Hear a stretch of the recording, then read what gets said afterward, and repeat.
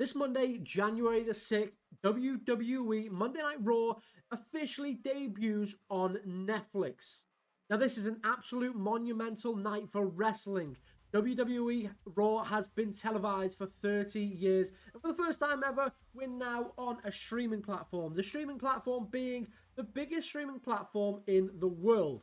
Whether you're a new fan of wrestling, a fan who would like to try and get back into wrestling now with a big deal, or whether you are a die-hard fan of the sport, welcome to my channel. I'm Joshy Wrestling, and I'm going to be breaking down everything that's going down on this week's Monday Night Raw on the debut at Netflix.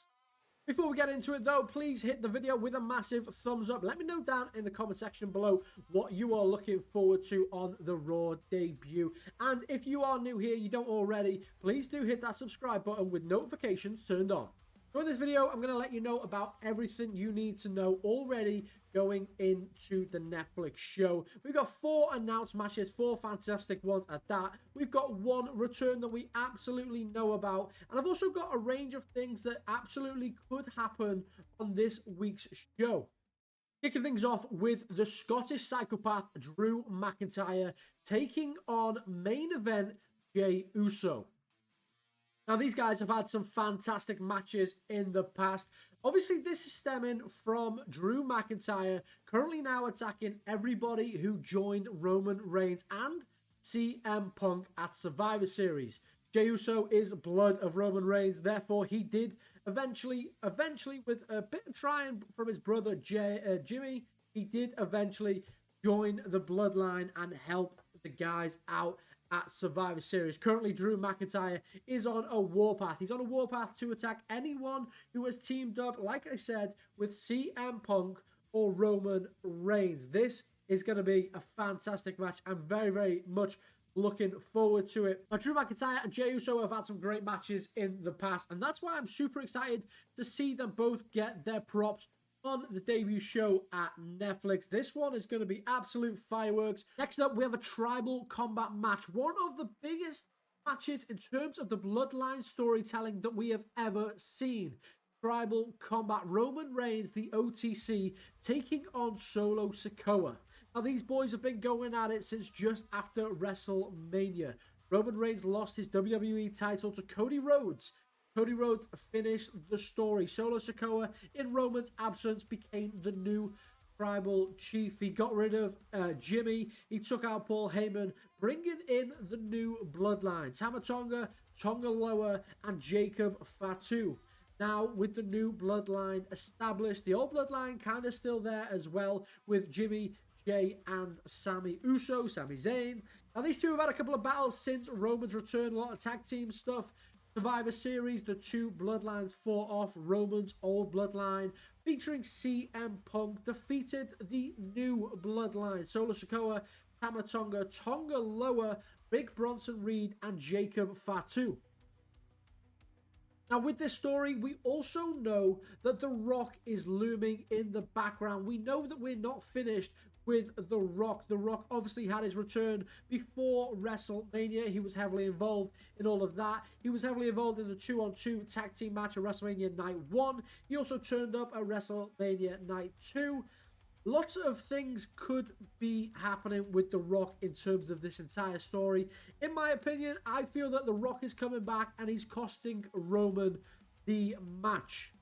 Now, in what capacity, I'm not too sure. We got to remember that he is high up on the board of TKO, so he can pretty much do anything. And with the storyline, he can really twist it in a way that we may not have seen before.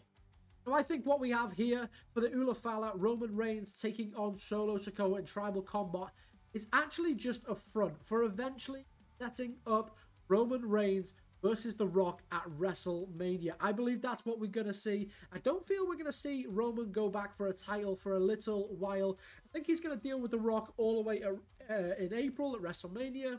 Nevertheless, I think The Rock interferes in this match right here, costing Roman the win, and also then setting up that match and that feud going forward. In a last women's standing match, Liv Morgan will defend her Women's World Championship against the former champion, Rhea Ripley.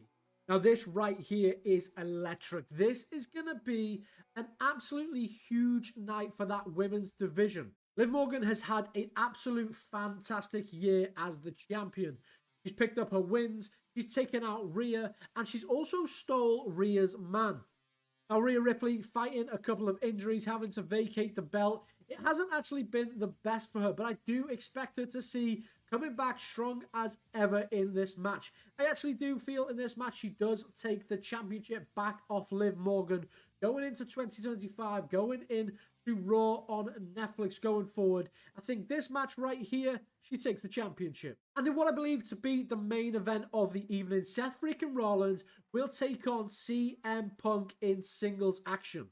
Now, these boys have been arguing, going back and forth ever since last Survivor Series when CM Punk made his return, made himself known that he was back in WWE. Seth freaking Rollins, someone who has been very public about not liking CM Punk, not liking what he's done for the business, leaving WWE and absolutely trying to torture the place down, joining AEW, the competitor of WWE. Seth didn't like that. That hasn't sat well with him at all. Look, these two have had some absolute incredible promos, but does this match here determine the rivalry? I really do not think it does. This match here is going to be a fantastic night. I think CM Punk picks up the win, but I really think that this match goes all the way up to WrestleMania. I think CM Punk takes this first match. He gets the win over Seth freaking Rollins in some capacity. I then think that we take CM Punk to the next pay-per-view. That being the Royal Rumble, where he takes on Gunther for the World Heavyweight Championship, only to be interrupted and interfered on by Seth freaking Rollins. I believe Seth will cost CM Punk the title, which will then set up the match at Elimination Chamber 1v1 again with Seth at the Elimination Chamber in Toronto. I think then Seth will take that win there, making it one apiece, and I think there we end it at WrestleMania 41. As a Seth Rollins fan, biggest fan, I would without a doubt be rooting for Seth Rollins on the night. Absolutely love Seth, but this is going to be an incredible night. I love Punk too, but guys, this is going to be a great one. So that is all the matches that were announced for Monday Night Raw on Netflix on this coming Monday, January the 6th, by the way. But also, we've got a return from, in my opinion, the greatest of all time. John Cena is going to be back. He's given us 365 days, not shooting any TV, film, any of the above. He's going to be with us. He's going to be back. He needs to win an Intercontinental title. He needs to win another World title. The IC title to become a Grand Slam, and the World title to beat Ric Flair's record of 16. Now, what would I expect to see from Cena in the first night? I really don't know. Perhaps a run, perhaps starting his run against Bron Breakker for the IC title. Now, I don't think these two will go down on the night, of course, of this Monday. But I do feel this is how he is going to start his way back into Raw this Monday by starting with the IC title, get that ticked off eventually, maybe fight a Bron Breakker at WrestleMania and take the belt off him there. So then I think we see him take the World Championship a little bit further down the line. I want to hear what you think Cena is going to be up to this Monday. Super excited, really cannot wait to see him back.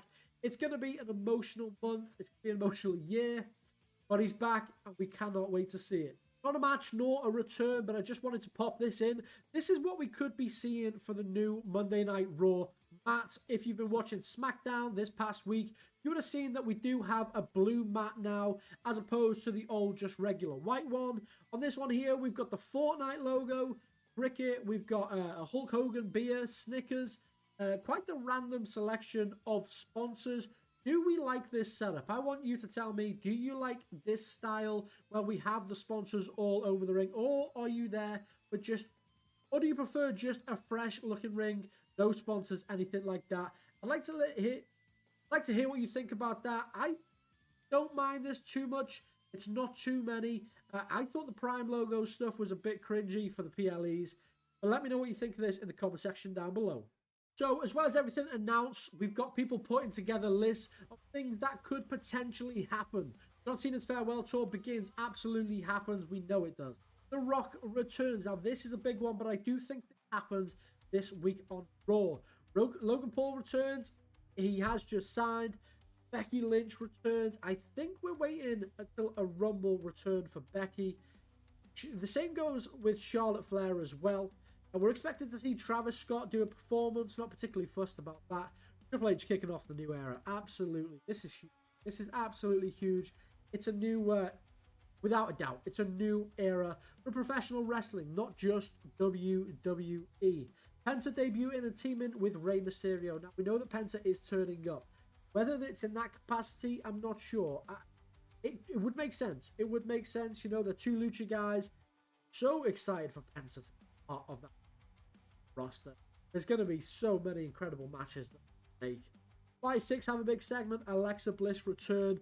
I absolutely see this happening. I would love to see Alexa Bliss return to WWE sooner rather than later. She's put up a little thing saying make sure that 2025 is blissful. She posted that over on Twitter. So that is exciting. Something that we might see. Loads of things going down that we're not too sure if they'll happen or if they won't happen, right? All we know is what is currently announced, and that already is a fantastic show. We've got 3 hours of Monday Night Raw. We are returning back to 3 hours as we enter the Netflix period. I want you to let me know down in the comment section down below what you are looking forward to. Please hit that like button, and if you are new here and you do not already, please hit that subscribe button for wrestling content.